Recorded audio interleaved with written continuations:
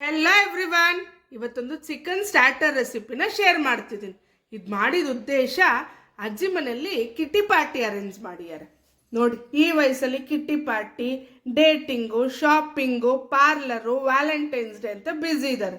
ನಾವು ಮನೆ, ಗಂಡ, ಮಕ್ಕಳು, ಅಡುಗೆ ಮನೆ, ಆಫೀಸು ಅಂತ ಬ್ಯುಸಿ ಆಗಿದ್ದೀವಿ. ಸರಿ, ಅವ್ರನ್ನ ನೋಡಿ ನಾವು ಯಾಕೆ ಹೊಟ್ಟೆ ಹೊರ್ಕೊಳ್ಳೋದು, ಒಂದು ಸ್ಟಾರ್ಟರ್ನ ಮಾಡಿಕೊಡು ಅಂತ ರಿಕ್ವೆಸ್ಟ್ ಮಾಡಿದ್ರು. ಆಯಿತು ಅಂತ ಒಪ್ಕೊಂಡೆ. ಯಾಕಂದರೆ ನನ್ನನ್ನು ಕಿಟ್ಟಿ ಪಾರ್ಟಿಗೆ ಇನ್ವೈಟ್ ಮಾಡ್ತಾರೆ, ನಾನು ಬೇರೆಯವ್ರು ತಂದಿರುವಂಥ ಫುಡ್ ಐಟಮ್ನ ಟೇಸ್ಟ್ ಮಾಡ್ಬೋದು ಅಂತ ಒಪ್ಕೊಂಡೆ. ನಾನೇ ಮಾಡಿ ನಾನೇ ತಿಂದು ಬೇಜಾರಾಗಿತ್ತು. ಇದಕ್ಕೆ 1.5 kg ಚಿಕನ್ಗೆ ಅರ್ಧ ಕಪ್ಪಷ್ಟು ಮೊಸರು, ರುಚಿಗೆ ತಕ್ಕಷ್ಟು ಉಪ್ಪು, 1 ಸ್ಪೂನಷ್ಟು ಚಿಲ್ಲಿ ಪೌಡರು, ನಿಂಬೆಹಣ್ಣಿಲ್ಲ ಅಂತ ಬೆಟ್ಟದ ನೆಲ್ಲಿಕಾಯಿನ ತುರಿದು ಹಾಕಿದೆ. ಇದು ಕೂಡ ಟೇಸ್ಟು ತುಂಬಾ ಚೆನ್ನಾಗಿತ್ತು. ಚಿಕನ್ ಕೂಡ ಜ್ಯೂಸಿಯಾಗಿತ್ತು. ಇದನ್ನು ಚೆನ್ನಾಗಿ ಮಿಕ್ಸ್ ಮಾಡಿ ಮುಚ್ಚಿಟ್ಟು 1 hour ಮ್ಯಾರಿನೇಟ್ ಮಾಡೋಣ. ಇದಾದಮೇಲೆ ಒಂದು ಬಾಣಲಿಲಿ ಒಂದು ಮಸಾಲೆ ರೆಡಿ ಮಾಡ್ಕೊಳ್ಳೋಣ. ಅದಕ್ಕೆ ಧನಿಯಾಕಾಳು, ಚಕ್ಕೆ, ಲವಂಗ, ಅನಾನಸ್ ಹೂವು, ಕಲ್ಲು ಹೂವು ಇದನ್ನೆಲ್ಲ ಹಾಕಿ ಡ್ರೈ ರೋಸ್ಟ್ ಮಾಡ್ಕೊಳ್ಳಿ.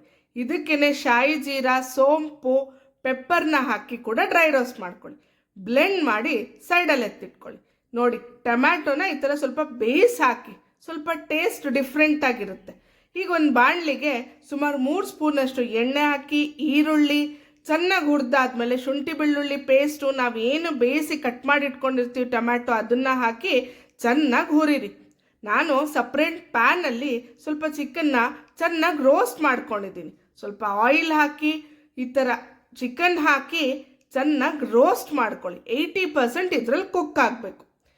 ಈಗ ನಾವೇನು ಬಾಣಲಿಲಿ ರೆಡಿ ಮಾಡ್ಕೊಂಡಿರ್ತೀವಿ ಅಲ್ಲಿಗೆ ನಾವೇನು ರೋಸ್ಟ್ ಮಾಡ್ಕೊಂಡಿದ್ದೀವಿ ಆ ಚಿಕನ್ ಹಾಕಿ, ಪೌಡರು, ಸ್ವಲ್ಪ ಉಪ್ಪು ಕಮ್ಮಿ ಅನ್ನಿಸ್ತು, ಉಪ್ಪು ಹಾಕಿ ಮುಚ್ಚಿಟ್ಟು ಒಂದು 15 ನಿಮಿಷ ಬೇಯಿಸಿದ್ರೆ ನಿಮ್ಮ ಚಿಕನ್ ಸ್ಟಾರ್ಟರ್ ರೆಡಿ. ತುಂಬಾ ಟೇಸ್ಟ್ ಆಗಿತ್ತು.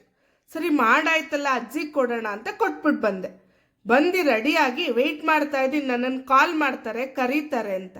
ಕಾಲ್ ಅಂತೂ ಬಂದಿಲ್ಲ. ನಾನೇ ಹೋಗೋಣ ಅಂತ ಹೋಗಿ ಬಾಕಲು ತಟ್ಟಿದ್ರೆ ಜೋರಾಗಿ ಹಾಡಾಡ್ಕೊಂಡು ಯಾರೂ ಬಾಕ್ಲು ಓಪನ್ ಮಾಡ್ತಿಲ್ಲ. ಸರಿ, ಇನ್ನೇನು ಮಾಡೋದು, ನನಗೆ ಗೊತ್ತಿತ್ತು ಹಿಂಗೇನಾದರೂ ಆಗುತ್ತೆ ಅಂತ 1-2-3 ಪೀಸ್ ಚಿಕನ್ನ ಎತ್ತಿಟ್ಕೊಂಡಿದ್ದೆ. ರಸಮ್ ಮಾಡ್ಕೊಂಡು ಊಟ ಮಾಡಿದೆ. ನೋಡಿ ನಮ್ಮ ಪರಿಸ್ಥಿತಿ ಹೆಂಗಿದೆ ಅಂತ.